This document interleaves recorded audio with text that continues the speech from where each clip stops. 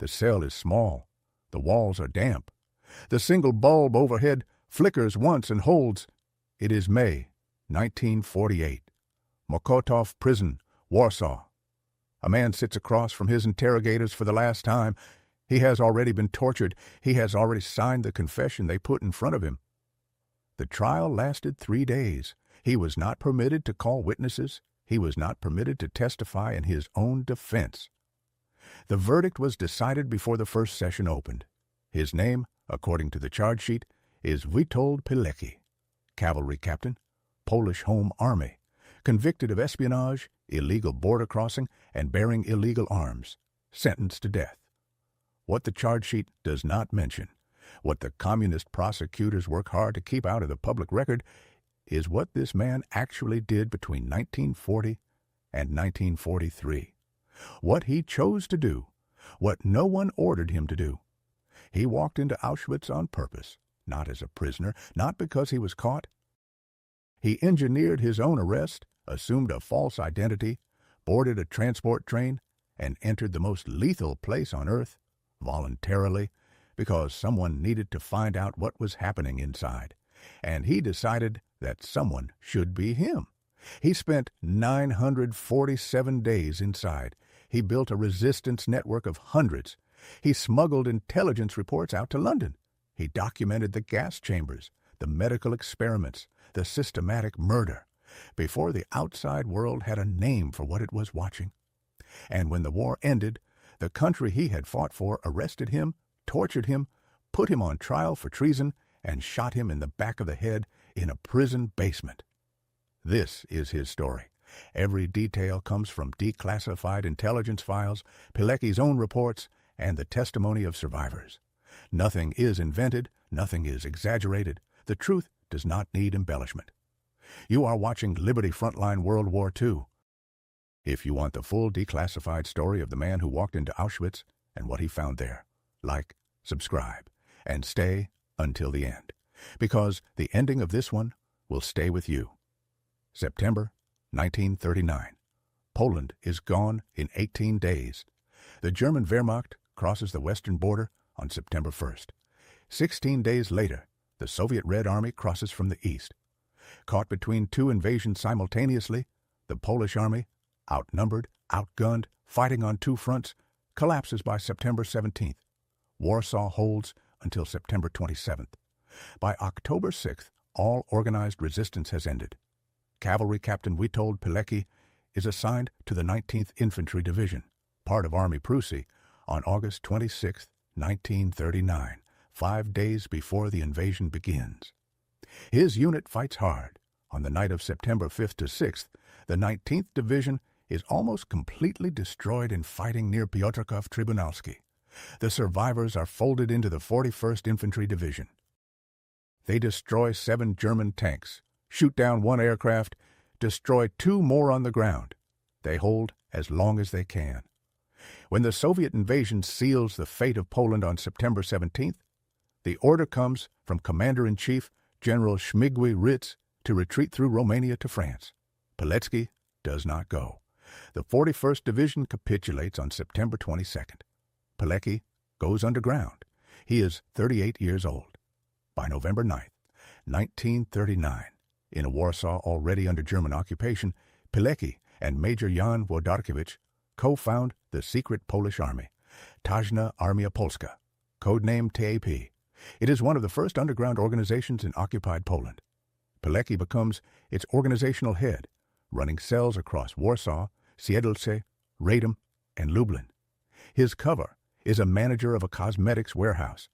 By the summer of 1940, TAP is growing, but something is happening 40 kilometers southeast of Krakow that the underground cannot account for. In April 1940, the Germans begin operating a new camp on the site of a former Polish army barracks near the town of Oświęcim, known to the Germans as Auschwitz. In June 1940, the first prisoners arrive. 728 Polish political prisoners transported from Tarnow. In the weeks that follow, telegrams begin arriving to families across Poland, brief, formal notices that their relatives have died of heart failure or pneumonia, Within days of arrival, the underground notices. The deaths are happening too fast, too uniformly. No one knows what is inside the camp. No one has come out to report it. Someone needs to go in. At a TAP meeting in August 1940, the proposal is made. Pilecki is not ordered. He is asked. He says yes. He is given the identity documents of Tomasz Serafiński, a Polish man mistakenly assumed to be dead. He memorizes the cover story. He chooses his entry point carefully. A German street roundup is scheduled in the Żoliborz district of Warsaw on September 19, 1940. The SS will sweep a section of the city, pulling men off the streets and out of buildings for forced labor or transit to camps. Pilecki positions himself in the sweep zone and waits. At approximately 6 o'clock on September 19, 1940, the SS moves through the district. Pilecki steps forward. He is detained with an estimated 1,800 to 2,000 other men. He is held for 2 days in a temporary facility. He does not break cover. He does not identify himself.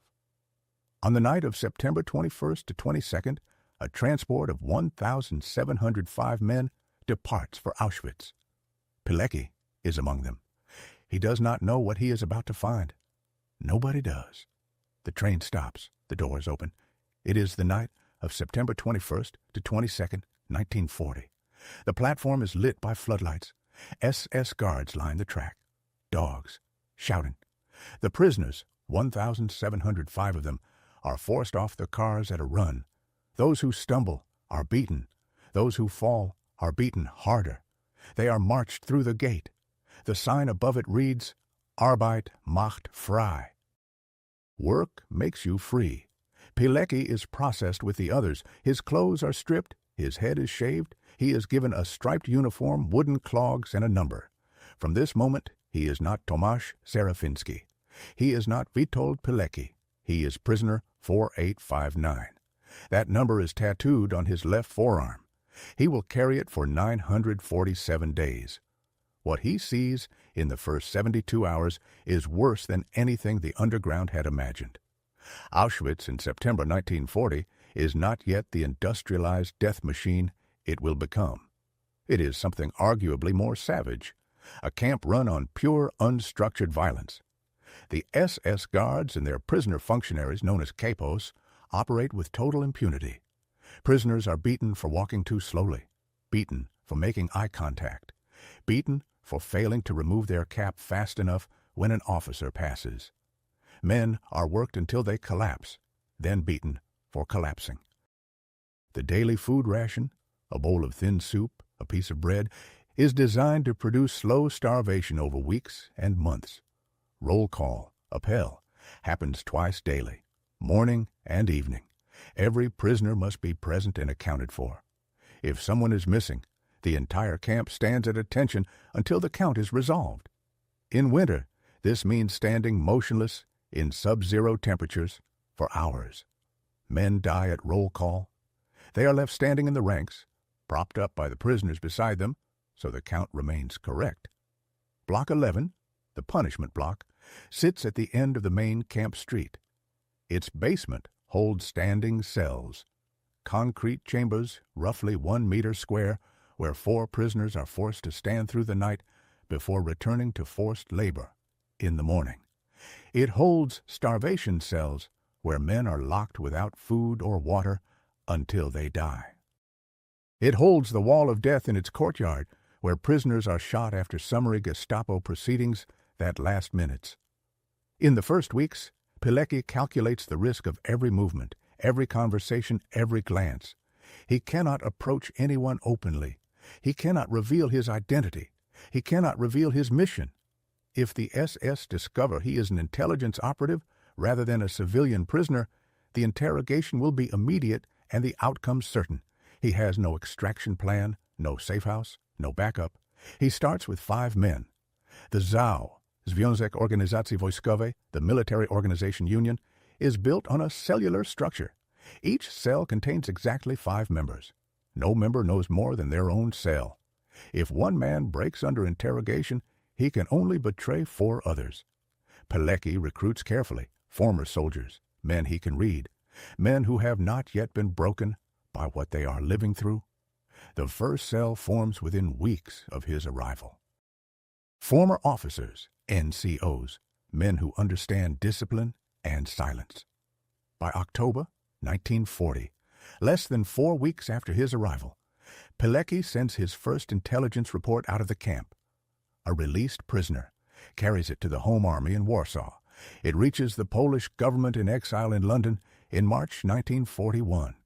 It describes starvation rations, systematic beatings, roll call deaths, the capo system, the pace of prisoner mortality. It is the first eyewitness account of conditions inside Auschwitz to reach the Western Allies. London receives it, files it, takes no action. Through the winter of 1940 to 1941, the camp population grows. New transports arrive weekly. The prisoner count climbs past 10,000. The death rate climbs with it. Typhus moves through the overcrowded barracks. Pilecki contracts pneumonia. He is admitted to the camp hospital, the Revere, and uses the time to recruit doctors, orderlies, prisoners, with access to different areas of the camp. Every conversation is a calculation. Every new recruit is a potential weak point. By spring 1941, the ZOW has expanded beyond a single cluster of cells. It now includes members working in the camp kitchens, the workshops, the administrative offices. They redistribute extra food to keep members alive. They pass information between blocks. They gather intelligence on guard rotations, camp expansions, transport schedules. But the intelligence is only useful if it gets out. In 1942, Pilecki's men accomplished something that should have been impossible. Over 7 months, using components smuggled piece by piece from the camp's electrical workshop and radio repair station, they construct a functioning radio transmitter from scratch inside Auschwitz. It is hidden inside a wall cavity in one of the barracks. It begins broadcasting in the spring of 1942, transmitting arrival numbers, death counts, camp coordinates, and the identities of SS personnel directly to Home Army receivers in Warsaw. The transmitter operates for several months. Then one member talks, what Pilecki later describes in his report as one of our fellows' big mouth. The Germans begin sweeping for the signal source. In autumn 1942, Pilecki's men dismantle the transmitter and hide the components before the SS can locate it. It is never rebuilt. But by then, Pilecki has documented something that changes the nature of his entire mission. The camp is no longer what it was in September 1940. What is happening inside Auschwitz now is not a prison. It is not a labor camp. It is something for which there is not yet a word. And he has a new problem. The Gestapo is closing in. By the summer of 1941, Pilecki knows he is no longer inside a prison. He knew it was brutal from the first day. He knew men were dying from starvation, exhaustion, beatings, and exposure. He had documented all of it, sent it out, watched it disappear into the silence of a war that had other priorities. But in the autumn of 1941, something changes at Auschwitz that has no precedent in the history of modern warfare, and Pilecki is inside when it happens. On September 3, 1941, SS Hauptsturmführer Karl Fritsch conducts an experiment in the basement of Block 11. Approximately 600 Soviet prisoners of war and 250 sick Polish prisoners are locked inside. The windows and door gaps are sealed. Pellets of Zyklon B, a pesticide previously used to fumigate the camp barracks, are dropped through an opening in the ceiling. The gas disperses. The screaming stops. The doors are opened the following morning. It works. It is faster than shooting. It requires fewer guards. It leaves no marks. Within weeks, the SS converts the main camp mortuary into a gas chamber. A second, larger facility begins construction at Auschwitz. 2. A new camp being built 2 kilometers away at a village called Brzezinka. The Germans call it Birkenau. Himmler has ordered its capacity set at 100,000 prisoners. Construction begins using Soviet POW labor. The POWs working the site are worked to death and replaced. Pilecki documents what he can observe and what his network reports to him. Transports arriving, selections on the platform, SS doctors pointing left or right, those deemed unfit for labor directed immediately toward a building marked as a shower block. The numbers do not add up. Thousands arrive, far fewer are registered. The rest vanish within hours of stepping off the trains. His reports go out through released prisoners and escapees. They reach Warsaw. They reach London. They describe gas chambers, crematoria, systematic murder on a scale that has no comparison to anything in Pilecki's experience as a soldier. London receives the reports, studies them, and concludes, officially, that the figures are exaggerated, that a man under the conditions of a concentration camp cannot be relied upon as a credible source, that the claims of industrial-scale murder require further verification before action can be taken. No action is taken. Inside the camp, Pilecki's ZOW network continues to grow. By 1942, it numbers in the hundreds across multiple blocks and work commandos. But growth creates vulnerability. More members means more conversations. More conversations means more chances for an informer, a broken man, a prisoner offered food or reduced punishment in exchange for names. The Camp Gestapo, the Politische Abteilung, is led by SS Untersturmführer Maximilian Grabner. His office runs a network of prisoner informants throughout Auschwitz. In 1942, Grabner's men begin rolling up resistant cells. ZOW members are pulled from their barracks in the night, taken to Block 11, interrogated in the standing cells and starvation chambers. Some break. More names follow. Senior members of the network that Pilecki has spent 2 years building are executed at the Wall of Death in Block 11's courtyard, stripped and shot in the back of the head. Pilecki's own transfer to another camp, or directly to Block 11, is becoming inevitable. By early 1943, several of his closest contacts have been arrested.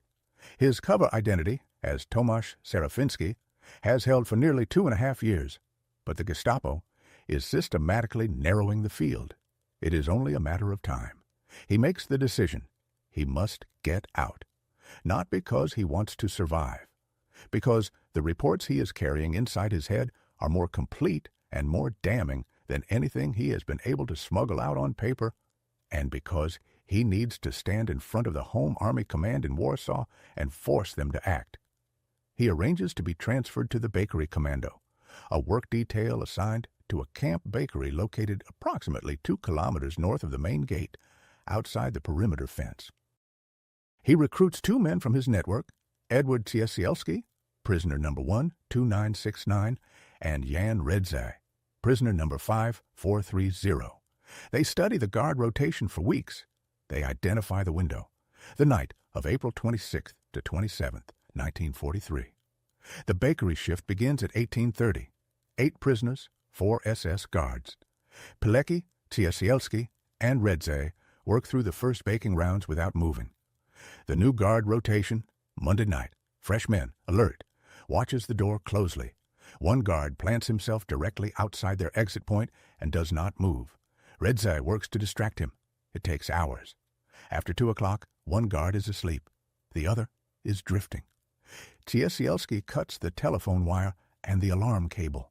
Redzaj works the bolt on the door. They push. The door holds. They push again, harder. 3 men, shoulder against wood. It opens with a crack. They run into the darkness. Rain, cold air. Pilecki tears his striped prisoner uniform off as he moves and throws it into the Soa River. They hear machine gun fire behind them, the locked SS guards alerting the main guardhouse. Searchlights sweep. The 3 men are already in the trees. They walk 100 kilometers on foot across occupied Poland over the following days, moving at night, resting in daylight. German soldiers fire on Pilecki during one encounter. Several bullets pass through his clothing. One wounds him, but hits nothing vital. After a week, they reach the village of Nowy Wisnich near Bochnia and make contact with the local Home Army Command. Pilecki has 947 days of intelligence in his head. He has the names of SS personnel. He has the layout of the gas chambers. He has transport schedules and death counts. He has everything the Allies claim they cannot verify from a distance. Now he needs someone to listen. In August 1943, Pilecki stands before the Home Army Command in Warsaw. He has been free for 4 months. He has rested. He has recovered from the bullet wound. He has spent weeks transcribing everything he can recall from 947 days inside Auschwitz. Prisoner counts, transport schedules, SS personnel names, the layout of the gas chambers, the construction timeline of Birkenau, the death figures by month. The report he presents is one of the most detailed eyewitness accounts of systematic murder ever compiled during active war. He asks for one thing: an armed assault on the camp. A coordinated attack by Home Army units from outside, timed with an uprising by the Zhao resistance network inside. He has the internal contacts, he has the layout, he believes it can be done. The Home Army Command studies the proposal. They consult logistics officers.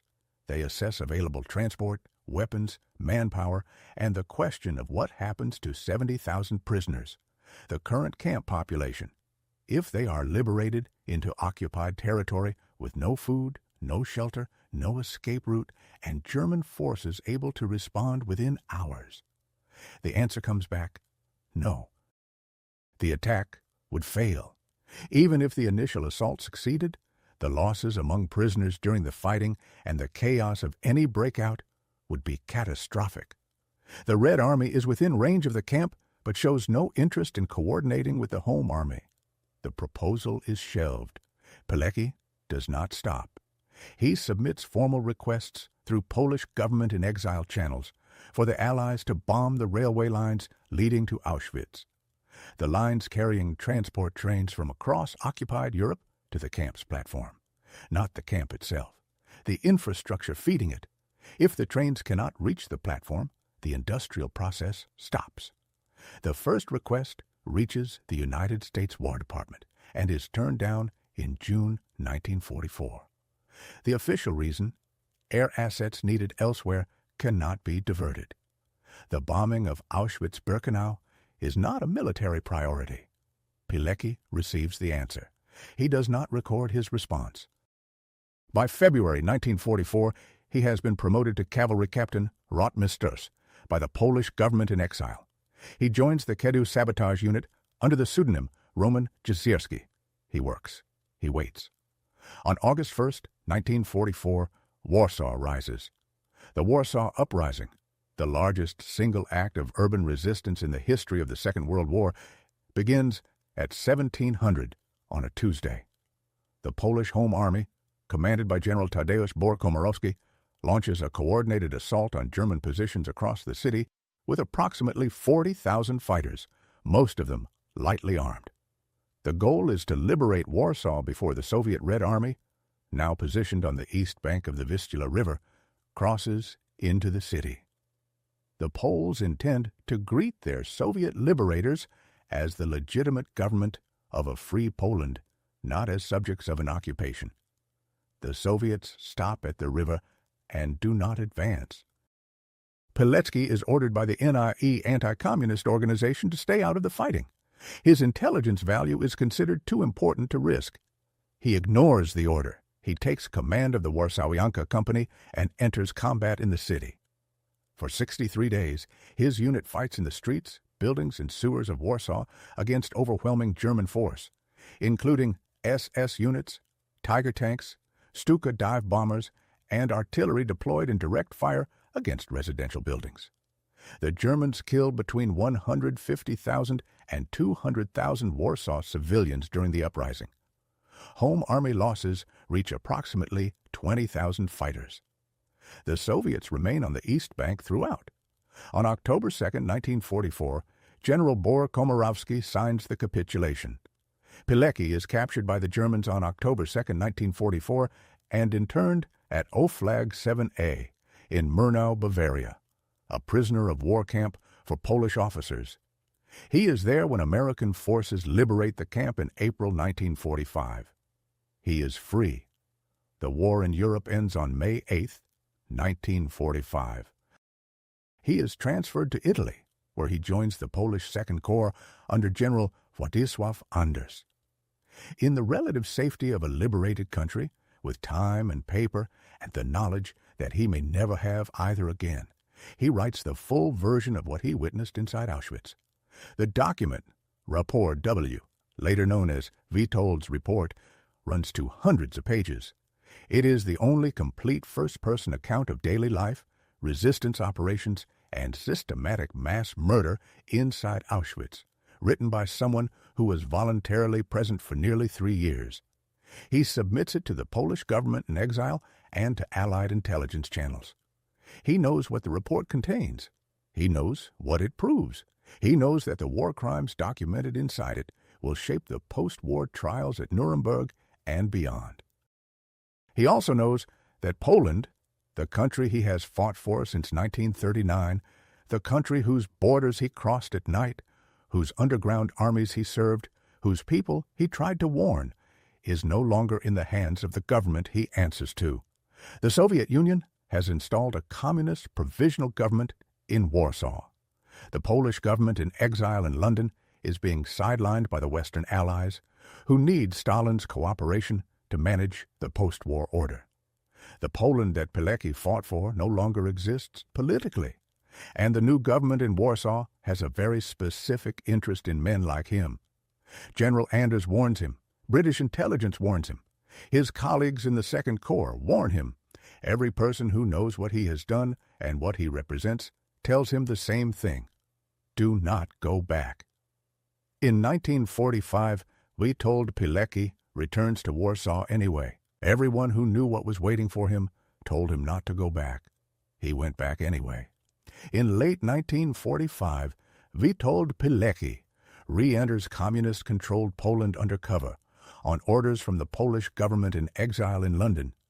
His mission is intelligence, to document what the Soviet-installed provisional government is doing to what remains of the Polish resistance, and to report it back to the West. He believes the Western Allies, once shown the evidence of Soviet repression in Poland, will act. He believes, as he believed about Auschwitz, that the truth, properly documented and delivered to the right people, will force a response. He spends 2 years gathering information. He moves carefully. He uses cover identities. He builds a small network of contacts inside Warsaw. He files reports. The reports go to London. London files them. The Western Allies, deep in the calculations of post-war reconstruction and unwilling to confront Stalin over Poland's fate, take no action. The pattern is exact, the same pattern as Auschwitz.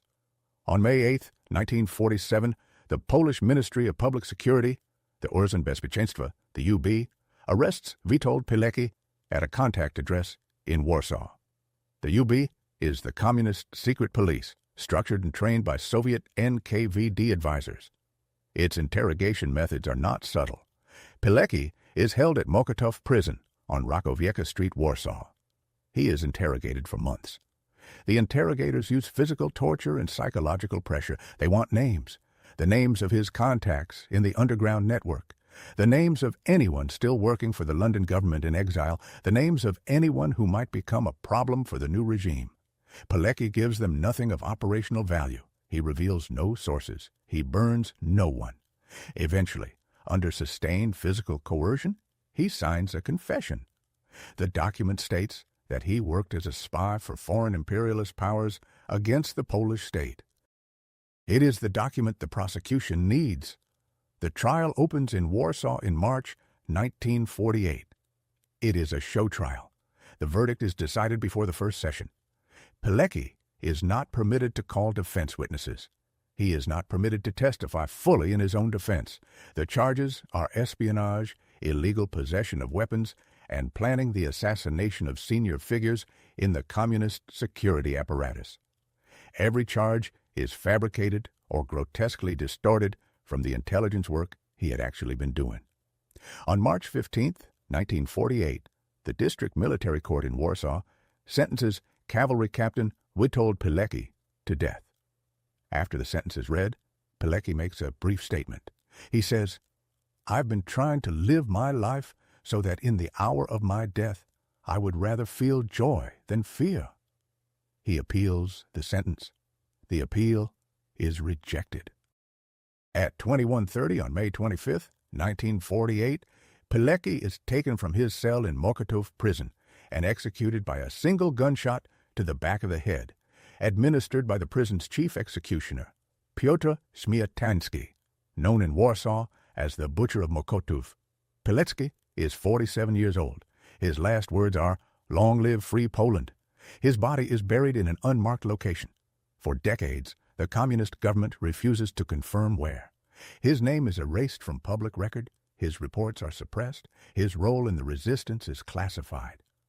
For 40 years, the man who walked voluntarily into Auschwitz, built a resistance network of hundreds, smuggled the first eyewitness accounts of the Holocaust to the Western Allies, escaped across 100 kilometers of occupied Poland on foot, fought in the Warsaw Uprising, and returned to a communist police state to document its crimes. That man does not officially exist.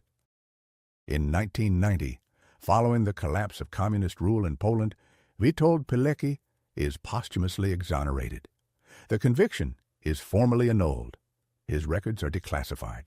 His reports, Witold's report, the intelligence dispatches, the full account of ZOW operations inside Auschwitz are released into the public archive. In 2006, he is awarded the Order of the White Eagle, Poland's highest state honor, posthumously, 58 years after his execution. His remains have never been conclusively located. The best current evidence suggests he is buried somewhere in the Łączka section of the Powązki Military Cemetery in Warsaw, in the same ground used by communist authorities to dispose of other political prisoners they executed and wished to disappear. Archaeological excavations at the site continue. The total number of people killed at Auschwitz-Birkenau is estimated at between 1.1 and 1.5 million. Approximately 90% of them were Jewish. The camp Pilecki entered voluntarily in September 1940 as prisoner 4859 eventually processed and killed more human beings than any other single site in recorded history. His reports reached London before the gas chambers at Birkenau were fully operational. They described what was being built. They named the SS personnel running it. They specified the methods. They asked specifically and repeatedly for the Allies to bomb the railway lines. The bombing never came. What remains is the record, the 947 days documented in Witold's report, the ZOW network, the radio transmitter built inside a death camp from stolen parts, the escape across a river at 2 o'clock in the rain with bullets passing through his coat, the return to Warsaw after the war, the refusal to name his contacts under torture, the last words. He was not ordered into Auschwitz. He was not ordered back into Poland in 1945. He was not ordered to withhold names under interrogation. Every one of those decisions was his own. That is the record. That is what happened. And unlike the country that killed him, the record does not disappear.